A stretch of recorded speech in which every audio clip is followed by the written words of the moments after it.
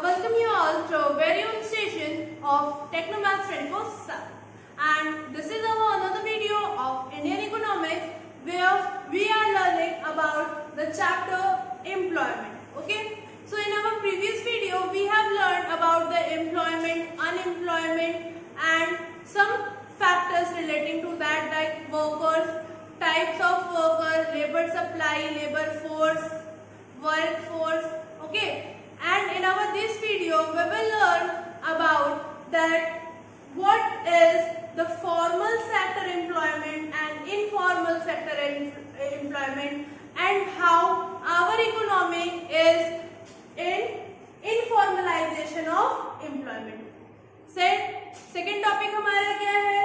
Types of unemployment. तो आज हम अपने टॉपिक्स में ये देखेंगे कि हमारी जो इकोनॉमी है उसमें इनफॉर्मलाइजेशन ऑफ एम्प्लॉयमेंट क्यों है, फॉर्मल सेक्टर एम्प्लॉयमेंट और इनफॉर्मल सेक्टर एम्प्लॉयमेंट क्या क्या है। Okay, so first of all हम आते हैं फॉर्मल सेक्टर एम्प्लॉयमेंट पे। तो फॉर्मल सेक्टर एम्प्लॉयमेंट हमारी क्या है? फॉर्मल सेक्टर एम्प्लॉयमेंट यानी हो गई हमारी जो ऑर्गेनाइज्ड वे ऑफ एम्प्लॉयमेंट हो। ठीक है, फॉर्मल सेक्टर में सबसे फर्स्ट पॉइंट हमारा क्या हो जाएगा? ऑर्गेनाइज्ड। ये क्या है? एक ऑर्गेनाइज्ड है, ऑर्गेनाइजेशन है जिसमें हम काम करते हैं। ठीक है। सेकंड, इसमें क्या होता है? मोर देन 10 वर्कर्स होते हैं, यानी कि ये जो भी ऑर्गेनाइजेशन होगी उसमें हमेशा नंबर ऑफ पीपल्स जो होंगे, नंबर ऑफ वर्कर जो होंगे, मोर देन 10 वर्कर्स और एम्प्लॉइज। ठीक है, मोर देन 10 वर्कर्स या एम्प्लॉइज होंगे। ठीक, प्लस हमारा फॉर्मल सेक्टर के और क्या क्या बेनिफिट है?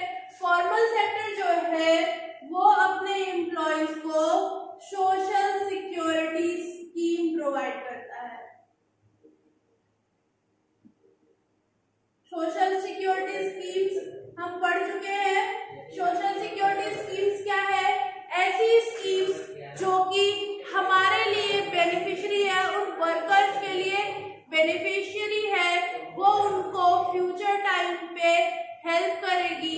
ठीक है, तो ये हो गई हमारी सोशल सिक्योरिटी स्कीम्स। प्लस जो हमारे फॉर्मल सेक्टर है वो रन करते हैं अंडर लेबर लॉज, यानी कि जो फॉर्मल सेक्टर है उन्हें क्या है? एक लेबर लॉज जो बने हैं उनके अंडर वर्क करना है। क्यों? क्योंकि अगर वो उसको फॉलो नहीं करते हैं तो उनकी ऑर्गेनाइजेशन पे क्लेम हो सकता है और बंद हो सकती है वो ऑर्गेनाइजेशन। तो उनको लेबर लॉज को फॉलो करना बहुत ही नेसेसरी है। ठीक, क्यों? जैसे सपोज लेबर लॉज क्या है? जहाँ पे बहुत ही एक्सप्लोसिव वर्क हो रहा हो या फिर डेंजरस वर्क हो रहा हो, वहां से लेबरों को दूर रखना, बहुत क्लोज रखना, या फिर जैसे जो हमारे बच्चे हैं चाइल्ड लेबर को ना यूज करना। तो ये सब क्या आता है? हमारा ऑर्गेनाइज्ड फॉर्म। यानी कि ऑर्गेनाइज्ड फॉर्म क्या होता है कि एक हमारा डेली बेसिस पे वर्क होगा जहाँ पे हमें एक प्रॉपर सैलरी प्रोवाइड की जाएगी, हमारे साथ जो कोवर्कर्स होंगे, एक बड़ी सी ऑर्गेनाइजेशन होगी, प्लस वो जो है लेबर लॉज के साथ वर्क करेगी, हमारे लिए वो सोशल सिक्योरिटी स्कीम जैसे पीएफ वगैरह प्रोवाइड करेगी जो हमारे लिए बेनिफिशियरी है।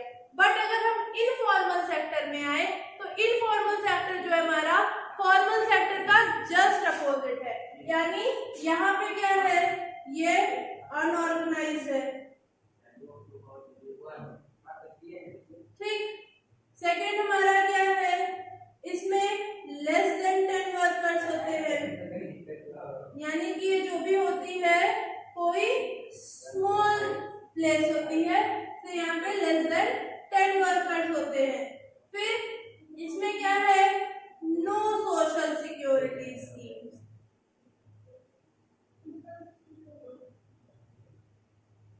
नो सोशल सिक्योरिटी स्कीम्स, यहाँ पे कोई सोशल सिक्योरिटी स्कीम्स नहीं मिलती। ठीक है, फिर नेक्स्ट हमारा आता है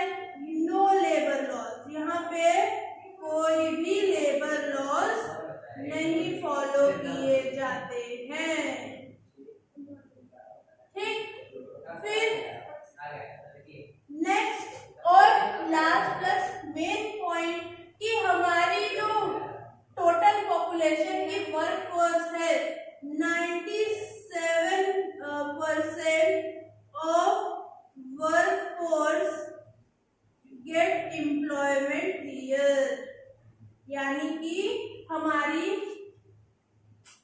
जो 90% ऑफ वर्क फोर्स है वो कहाँ एम्प्लॉयड होती है, हमारी इन ऑर्गेनाइज सेक्टर यानी कि इनफॉर्मल सेक्टर में रहती है। ठीक है,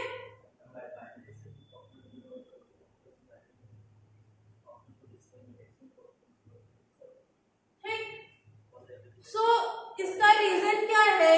फर्स्ट रीजन ये है कि ये अनऑर्गेनाइज है, यानी कि जैसे अगर सपोज कोई टी स्टॉल हो गया, टी स्टॉल पे अगर कोई वो हायर कर लेता है, किसी को रखता है, किसी बच्चे को या किसी भी इंसान को जो चाय पहुंचाए या ऐसे सर्विस दे, तो वो क्या है, वो एक अनऑर्गेनाइज है, वो ऑर्गेनाइजेशन नहीं है, वो लेबर लॉज के अंडर वर्क नहीं कर रहा है, वो एक अनऑर्गेनाइज्ड फॉर्म है। ठीक, सेकंड, लेस देन 10 वर्कर्स। अब अगर सपोज मेरी एक मेडिसिन शॉप है, मुझे अगर किसी को रखना है तो मैं 1 को 2 को 3, ज्यादातर इतने ही रखूंगा, मुझे 15 या 20 वर्कर की तो जरूरत है नहीं एक मेडिसिन शॉप पे। ठीक, या फिर अगर टी स्टॉल ही है तो उसे 1 वर्कर 2 वर्कर ही चाहिए, बहुत ज्यादा वर्कर्स तो चाहिए ही नहीं। तो ये सारी क्या हुई, अनऑर्गेनाइज्ड फॉर्म। प्लस वो थोड़ी पीएफ और सारी चीजें प्रोवाइड करेगा, जो टी स्टॉल वाला होगा वो थोड़ी कहेगा कि चलो मैं तुम्हें पीएफ प्रोवाइड करता हूँ, या फिर तुम अगर सपोज हम जैसे ऑर्गेनाइज सेक्टर में जब वर्क करते हैं और हम अगर हॉलिडे लेते हैं तो उसमें हमारे पास कई ऑप्शन होते हैं, पेड लीव होती है, नॉन पेड लीव होती है, ठीक है, जिसको हम सीएल के नाम से जानते हैं। ठीक, तो और बट हमारा जो अनऑर्गेनाइज फॉर्म है उसमें क्या होगा, उसमें सपोज अगर हम किसी मेडिसिन शॉप पे काम कर रहे हैं, अगर हमें छुट्टी चाहिए तो ऐसा थोड़ी है कि वो हमें पेड लीव दे देगा, वो तो कहेगा भाई जितने दिन तू आया है, जितने दिन तुमने काम किया, सैलरी लो और जाओ, ना कोई पीएफ से मतलब, ना कोई पेड लीव, ना कुछ। ठीक है, यानी कि यहाँ पे कोई भी सोशल सिक्योरिटी स्कीम्स नहीं होती, प्लस कोई भी लेबर लॉज नहीं होते हैं। बट फिर भी हमारा जो इनफॉर्मल सेक्टर है वो सबसे ज्यादा एम्प्लॉयमेंट प्रोवाइड करता है। क्यों?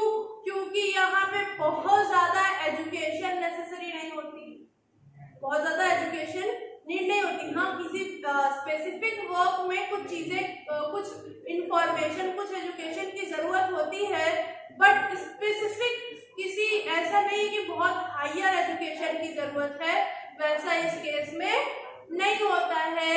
ठीक, बहुत ज्यादा हमें ऐसा नहीं है कि बहुत ढेर सारे इंटरव्यूज देने पड़ते हैं, बहुत सारी प्रॉब्लम्स फेस करनी पड़ती हैं, कंपटीशन फेस करने पड़ते हैं जॉब के लिए, ऐसा इनफॉर्मल सेक्टर में नहीं होता। तो इसलिए क्या होता है, पीपल ज्यादा से ज्यादा हमारा इनफॉर्मल सेक्टर प्रेफर करते हैं। क्यों? क्योंकि यहाँ पे इनको जॉब इजीली मिल जाती है, यहाँ पे इनको ज्यादा क्वालिफिकेशन की जरूरत नहीं पड़ती है। ठीक, इसीलिए फॉर्मल सेक्टर के बिहाफ में इनफॉर्मल सेक्टर जो है हमारा वो ज्यादा प्रेफरेंस में आता है, उसे ज्यादा प्रिफर किया जाता है। ठीक, अब हम आते हैं अपने नेक्स्ट टॉपिक पे जो कि हमारा है टाइप्स ऑफ अनएम्प्लॉयमेंट, यानी कि अनएम्प्लॉयमेंट जो है उसके क्या क्या टाइप्स होते हैं, किस किस तरह से अनएम्प्लॉयमेंट हमारी इकोनॉमी में है। तो सबसे फर्स्ट हमारा आता है रीजनल अनएम्प्लॉयमेंट। रीजनल अनएम्प्लॉयमेंट क्या है? रीजनल अनएम्प्लॉयमेंट जो हमारी है, यानी कि ऐसी अनएम्प्लॉयमेंट जैसे कि पर्टिकुलर रीजन में उन्हें जॉब प्रोवाइड की जाए, यानी कि एक ऐसा है जैसे पूरे ईयर का 6 मंथ उनके पास जॉब है, 6 मंथ नहीं है, या 8 मंथ जॉब है, 4 मंथ नहीं है। तो उसका रीजन क्या होता है, जैसे कि हमारे फार्मर्स हो गए, 6 महीना उन्होंने क्रॉपिंग की, उसके बाद नहीं किया, या आइसक्रीम सेलर हो गया। आइसक्रीम का सीजन क्या है, जितने देर गर्मी रहती है उसी टाइम हम आइसक्रीम खाते हैं, जब विंटर सीजन चलता है तो हम आइसक्रीम खाते नहीं। तो यानी कि उनका क्या है, आइसक्रीम सेलर जो होते हैं, वेंडर्स होते हैं, उनका समर सीजन में तो मार्केट अच्छा रहता है, बट वो विंटर सीजन में क्या होते हैं, अनएम्प्लॉयमेंट हो जाते हैं, अनएम्प्लॉयड हो जाते हैं। तो वो हमारी क्या आती है, रीजनल अनएम्प्लॉयमेंट आती है। ठीक, फिर नेक्स्ट पॉइंट हमारा आता है डिस्टिंग्विश्ड अनएम्प्लॉयमेंट। तो डिस्टिंग्विश्ड अनएम्प्लॉयमेंट क्या है? हमारी डिस्टिंग्विश्ड अनएम्प्लॉयमेंट का मतलब ये है कि सपोज ऐसी एम्प्लॉयमेंट जिसमें सब काम तो कर रहे हैं लेकिन उनके काम करने से प्रोडक्शन नहीं बढ़ रहा, उनके काम करने से प्रोडक्शन नहीं बढ़ रहा। सपोज कि मैं फार्मिंग कर रहा हूँ, मुझे जरूरत तो है बस 6 लोगों की, लेकिन वहां काम कर रहे हैं 10 लोग। अब उन 10 लोगों के काम करने से मुझे क्या है, कोई बेनिफिट नहीं मिल रहा क्योंकि मेरा प्रोडक्शन नहीं बूस्ट हो रहा। मुझे तो मतलब है प्रोडक्शन से, मेरा प्रोडक्शन नहीं बूस्ट हो रहा तो उनके काम करने से मेरे लिए कोई मतलब नहीं है, उनके काम करने से मेरे लिए कोई मतलब नहीं है। तो वो क्या हुए, डिस्टिंग्विश्ड अनएम्प्लॉयमेंट में आए, यानी कि जिनके वर्क करने से हमारी प्रोडक्शन ना इंक्रीज कर रही हो वो अनएम्प्लॉयमेंट में ही कंसिडर हो जाते हैं। फिर आता है इंडस्ट्रियल अनएम्प्लॉयमेंट। तो इंडस्ट्रियल अनएम्प्लॉयमेंट क्या है? इंडस्ट्रियल अनएम्प्लॉयमेंट वो अनएम्प्लॉयमेंट है जो हमारी अकर करती है due to break down in machineries या फिर स्ट्राइक। लेबर्स की स्ट्राइक आप सबने सुनी है, तो जैसे स्ट्राइक पे चले गए तो अनएम्प्लॉयड हो गए, या फिर मशीनरीज ने वर्क करना बंद कर दिया, पावर सप्लाई नहीं है। तो ये जो रीजंस होते हैं वो क्या होती है, हमारी इंडस्ट्रियल अनएम्प्लॉयमेंट होती है। ठीक है, फिर नेक्स्ट हमारा आता है एजुकेशनल अनएम्प्लॉयमेंट। तो एजुकेशनल अनएम्प्लॉयमेंट क्या है हमारी, कि हम एजुकेटेड है, हमारे पास सारी क्वालिफिकेशन है बट मुझे जॉब नहीं मिल रही। मैं बीटेक हूँ, मेरे अच्छे नंबर आए हैं, मैंने बड़े अच्छे नंबर से पास किया, मैं बीटेक हूँ, बट फिर भी मुझे कहीं पे जॉब नहीं मिल रही। तो वो क्या हुई, एजुकेशनल अनएम्प्लॉयमेंट, यानी कि हम पढ़े लिखे हैं, हम जॉब भी करना चाहते हैं, हम करंट वेज रेट में भी जॉब करना चाहते हैं, बट फिर भी हमें जॉब मिल ही नहीं रही। तो वो हमारी क्या हुई, एजुकेशनल अनएम्प्लॉयमेंट हो गई। फिर आते हैं स्ट्रक्चरल अनएम्प्लॉयमेंट। तो स्ट्रक्चरल अनएम्प्लॉयमेंट क्या है, जो हमारी इकोनॉमी के स्ट्रक्चर में चेंज आता रहता है। हम उसमें कह सकते हैं कि जैसे जो डाइवर्शन आते रहते हैं उसकी वजह से हमारा ये स्ट्रक्चरल अनएम्प्लॉयमेंट आता है। जैसे कि सपोज कि हमारा जो इकोनॉमी है वो मॉडर्नाइज हो गया, अब जो पुराने वर्कर वर्क कर रहे थे उनके पास वो एक्स्ट्रा नॉलेज नहीं है। तो अब क्या होगा कि जब मॉडर्नाइजेशन आएगा तो उनकी एम्प्लॉयमेंट जो है वो चली जाएगी। यानी कि सपोज जैसे हमारे जो पुराने वर्कर्स थे वो मैनुअली रजिस्टर वर्क कर रहे थे, बना रहे थे, अब आ गया कंप्यूटराइज सिस्टम, अब उनको कंप्यूटर ऑपरेट करने नहीं आता। तो क्या होगा, अगर हमें कंप्यूटराइज डाटा चाहिए और हमारे उस वर्कर को अगर कंप्यूटर वर्क करने नहीं आता, वो उस पर डाटा नहीं रजिस्टर कर सकता, तो हम क्यों रखेंगे उसे? हम रखेंगे?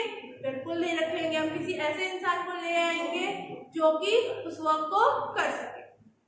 या फिर सेकेंड रीजन हमारा क्या होता है कि बहुत ज्यादा पॉपुलेशन ग्रोथ। जब पॉपुलेशन ग्रोथ बहुत ज्यादा होती है और उसमें उस टाइम पे क्या होता है कि हमारा जो एम्प्लॉयमेंट होता है वो रिड्यूस हो जाता है, तो वो भी हमारा स्ट्रक्चरल अनएम्प्लॉयमेंट पे आता है। ठीक है, यानी कि चेंज और राइज इन प्रोडक्शन। फिर हमारा हुआ साइक्लिक अनएम्प्लॉयमेंट। तो साइक्लिक अनएम्प्लॉयमेंट क्या है? साइक्लिक अनएम्प्लॉयमेंट आती है हमारी कंपनी या इंडस्ट्रीज के साइकिल में जो चेंज आता है। ठीक है, हमने पढ़ा था कुछ ऐसा कि ये जो होता है हमारा बूम पीरियड होता है, ठीक, जब हमारी जो इकोनॉमी होती है बहुत ग्रोथ पे होती है, इंडस्ट्री बहुत ग्रोथ पे होती है, और ये हमारा जो होता है रिसेशन पीरियड होता है जब कि हमारी इकोनॉमी बहुत डाउन में होती है। तो यहाँ पे क्या है, साइक्लिक अनएम्प्लॉयमेंट में हमारी उसी साइकिल का फर्क पड़ता है, यानी कि रिसेशन और डिप्रेशन का फर्क पड़ता है। क्या होता है कि जब रिसेशन आ जाता है, यानी कि बहुत ज्यादा इकोनॉमिक क्राइसिस आ जाता है, तो हम क्या करते हैं, अनएम्प्लॉयमेंट करना चालू कर देते हैं। क्यों? क्योंकि जब सपोज कि हमारे पास एक 20 वर्कर्स का फर्म है, मैं एक फर्म चला रहा हूँ जहाँ पे 20 वर्कर्स है, तो क्या होगा कि अगर मेरी ग्रोथ उतनी नहीं हो रही है जितना मैंने सोचा है या मुझे लॉस हो रहा है, तो हम क्या करेंगे? अब क्या उस 20 वर्कर्स को 30 और 35 करेंगे या रिड्यूस करके 15 कर देंगे? क्या करेंगे? रिड्यूस करके 15 कर देंगे। तो क्या होगा कि साइक्लिक चेंज की वजह से जो अनएम्प्लॉयमेंट आएगा वो हमारा होगा साइक्लिक अनएम्प्लॉयमेंट। फिर हम आते हैं फिक्शनल अनएम्प्लॉयमेंट में। तो फिक्शनल अनएम्प्लॉयमेंट क्या है कि सपोज जैसे हम एक जॉब कर रहे हैं, अब हमने वहां से रेजिग्नेशन दे दिया और हम दूसरी जॉब ढूंढ रहे हैं। तो ये जो रेजिग्नेशन देने के और दूसरी जॉब ढूंढने के बीच का जो गैप होता है वो हमारा क्या कहलाता है? फिक्शनल अनएम्प्लॉयमेंट कहलाता है। ठीक है, यानी कि सपोज कि हम एक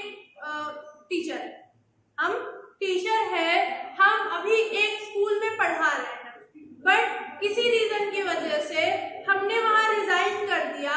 अब हम दूसरे स्कूल में जॉब सर्च कर रहे हैं, दूसरे कॉलेज में जॉब सर्च कर रहे हैं। तो अब इसके रेजिग्नेशन से लेके मुझे न्यू जॉब मिलने तक का जो टाइम गैप है वो हमारा क्या हो गया? फिक्शनल अनएम्प्लॉयमेंट हो गई।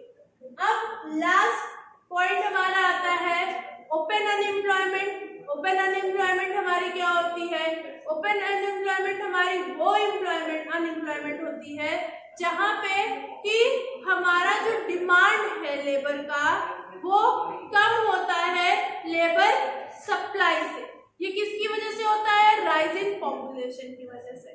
राइज इन पॉपुलेशन से क्या होगा कि हम उतनी एम्प्लॉयमेंट जो है वो प्रोवाइड नहीं कर पा रहे जितने हमारे पास लेबर आ जा रहे हैं, लेबर फोर्स आ जा रही है। लेबर फोर्स हमने कल पढ़ा था, यानी कि वो पर्सन जो विलिंग है जॉब करने के, एबल है जॉब करने के at the existing wage rate, या फिर वो कहीं जॉब कर रहा है। ठीक है, तो क्या हुआ कि हमारी लेबर फोर्स तो बहुत ज्यादा हो गई। ठीक है, यानी कि लेबर सप्लाई, जो हमारी लेबर सप्लाई है, लेबर फोर्स, यानी कि बहुत सारे लोग ऐसे हैं जो विलिंग है वर्क करने के लिए, लेकिन हमारी डिमांड ही बहुत कम है, यानी कि हमें उतनी एम्प्लॉयमेंट चाहिए ही नहीं या उतनी एम्प्लॉयमेंट हम जनरेट ही नहीं कर पा रहे। तो क्या होगा? अनएम्प्लॉयमेंट आएगी। यानी कि ये थे हमारे टाइप्स ऑफ अनएम्प्लॉयमेंट, जिसमें हमने क्या क्या देखा। फर्स्ट ऑफ ऑल हमारा आता है रीजनल अनएम्प्लॉयमेंट। ये किसकी वजह से हुई? चेंज इन सीजन्स की वजह से, क्योंकि कुछ चीजें या ऐसे एम्प्लॉयमेंट में रहना जो कि पर्टिकुलर सीजन वाइज होती है, वो हमारा क्या आता है? रीजनल अनएम्प्लॉयमेंट, क्योंकि सीजनल चेंज की वजह से हम अनएम्प्लॉयड हो जाते हैं। सेकेंड हमारा आता है डिस्टिंग्विश्ड अनएम्प्लॉयमेंट। डिस्टिंग्विश्ड अनएम्प्लॉयमेंट का क्या रीजन है कि हम एम्प्लॉयड हैं, हम काम कर रहे हैं, बट हमारे काम करने से प्रोडक्शन में कोई भी ग्रोथ नहीं आ रही, कोई फायदा नहीं हो रहा, तो वो हमारा क्या हो गया? Distinguished unemployment.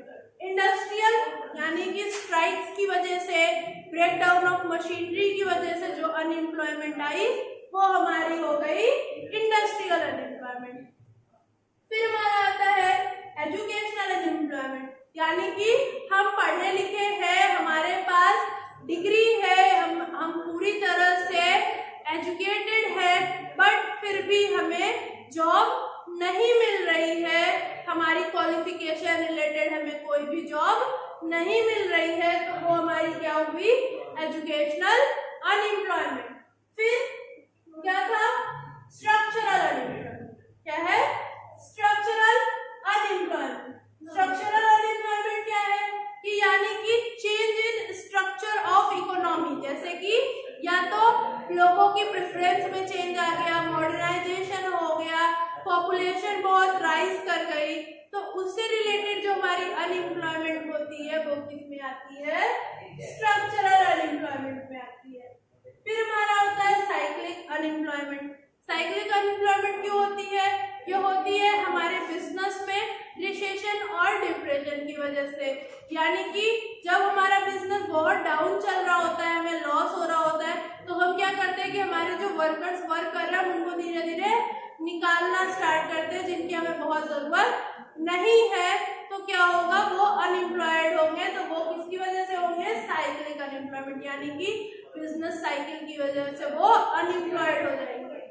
फिर फिक्शनल अनएम्प्लॉयमेंट, यानी कि जब हमने एक जॉब छोड़ी और दूसरी जॉब ढूंढ रहे हैं, उसके बीच का जो टाइम गैप है वो हमारा क्या हो गया, फिक्शनल अनएम्प्लॉयमेंट हो गई। फिर हमारा आता है ओपन अनएम्प्लॉयमेंट, यानी कि लेबर सप्लाई तो हमारी इकोनॉमी में बहुत है, पॉपुलेशन बढ़ गई, लेबर सप्लाई बढ़ गई, बट हमारी तो डिमांड ही नहीं है उतनी, हमें तो चाहिए ही नहीं, हमारे पास इतनी एम्प्लॉयमेंट ही नहीं है, तो वो क्या हो जाएंगे, अनएम्प्लॉयड हो जाएंगे। ठीक है, तो ये थी हमारी types of unemployment and informalisation of employment. ठीक है, तो हमारे इन दोनों टॉपिक्स के साथ हमारी ये वीडियो यही एंड होती है। अब